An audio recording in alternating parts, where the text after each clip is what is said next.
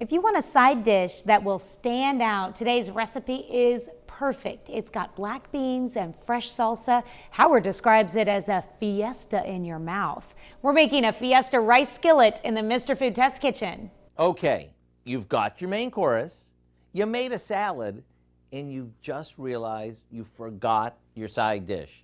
No worries, because we've got an easy skillet go-along that's on the table in about 20 minutes. Not only is it quick, it's so good, it might win an award for the best supporting side dish. In a skillet, we begin by sauteing some chopped onion in a bit of oil until it's tender. To that, we add some uncooked white rice and saute it until it's golden. We add some chicken broth and let that simmer for about 15 minutes or until it's tender. And now for the part that gives this dish its big, bold flavor. We add in a can of black beans that we've drained, a generous amount of corn, some fresh salsa, cilantro,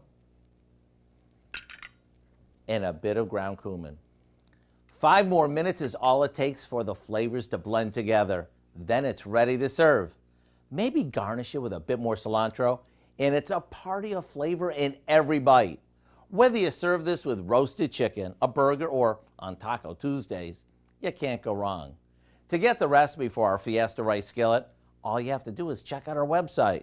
I'm Howard with Kelly in the Mr. Food Test Kitchen, where today we found a fun and festive way for you to say, ooh, it's so good.